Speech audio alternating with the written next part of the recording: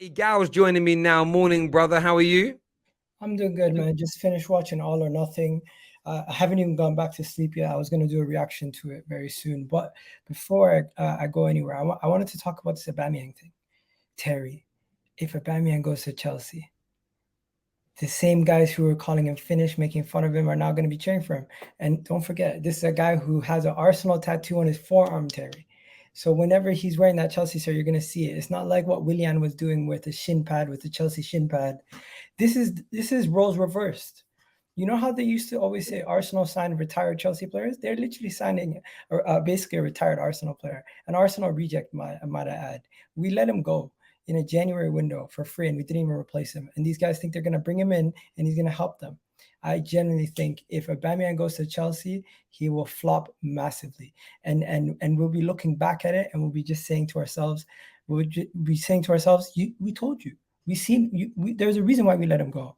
And Thomas Tuchel and this whole Chelsea transfer window that everyone's talking about, it is very messy. And Bowley being the head of this whole situation is making it more and more complex. They don't know what they're doing at Chelsea.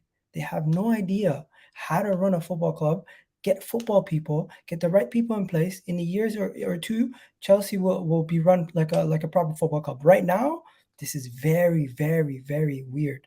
And I'm not even trying to banter. I just look at it from the outside and I'm like, you know what? This is an opportunity for Arsenal. This is an opportunity for us because we seem to have our ducks in a row. We seem to be getting ourselves in a good situation. Tottenham also. If Chelsea are continually sporadic throughout this window and they don't end well and they don't get the players that they need, and Arsenal can take advantage of this, Tottenham can take advantage of this, and you could see Chelsea outside of the top four. But yeah, you bring in Aubameyang, you let go of Timo Werner, you bring in Aubameyang. Realistically, Timo Werner might offer you more than what Aubameyang would offer you at this moment in time. And with this Chelsea attack, you bring in Aubameyang in there, I don't think it's going to benefit you. And long story short, Chelsea's Aubameyang going to Chelsea, if they pay a fee, they're getting robbed. They're getting robbed. We let this guy go for free a couple years, literally a couple months ago. If Barcelona get a fee, they're absolutely figured out this transfer window. They figured out the game. They've done something. Somehow they've made Aubameyang worth more than a free transfer. It's crazy to me.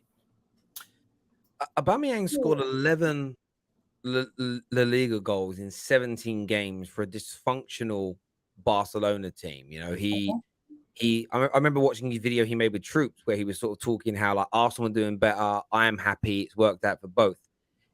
Clearly, he's down for. This was a player that scored 22 league goals 2 years running for Arsenal, and yes, started to fall away over a season and a half for you. But that was when he was being played out of position, when he was falling out with your manager, when he didn't want to be at Arsenal anymore.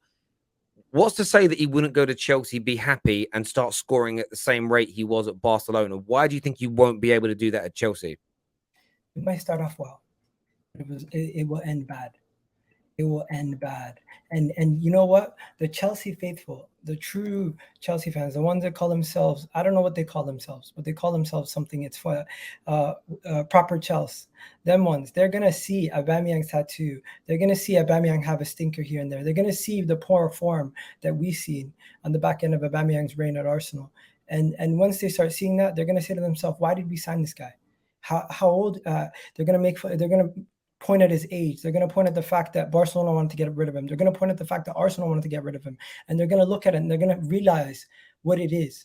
This can't be something more than a year. If you guys sign Aubameyang, it has to be a short-term deal, and you need to fight it, get you through this season, and next season sign another player. Because if Aubameyang is your plan for the foreseeable future, I don't know what you guys are thinking. How is this going to work? I just don't see it. I think it's a recipe for failure, and I'm not even trying to banter right now. I just think if Chelsea sign Aubameyang, it will end horrific, and he will be doing an inside job for us. He will literally be helping us get top four, something that he couldn't do as a player. He'll be helping us do that as a Chelsea player. Wow, I mean, it's big takes. I mean, very, very big takes in relation to that. I mean, like Olivier Giroud went there and did very, very well indeed. I kind of see it differently to you. I don't think Aubameyang is washed. I think Aubameyang just wasn't happy where he was at Arsenal. He goes to Barca, new lease of life. He's looked fantastic. Now, unfortunately for him, Lewandowski's gone there. And with all due respect to Aubameyang, even peak Aubameyang at his best can't touch a Robert Lewandowski. So of course he becomes surplus to kind of requirements in that regard. I think he could be quite dangerous at Chelsea if they're able to create the chances, if that makes sense. So if the players they're bringing in, but when you've got Raheem Sterling is an elite chance creator. Mason Mount creates a hell of a lot of chances for his team as well. And I still think they need more in the attack. You know, the Hudson-Odois of this world are not good enough. There's a big jury out on Kai Havertz. I mean, I didn't realize actually that Kai Havertz and Werner have scored the same amount of goals.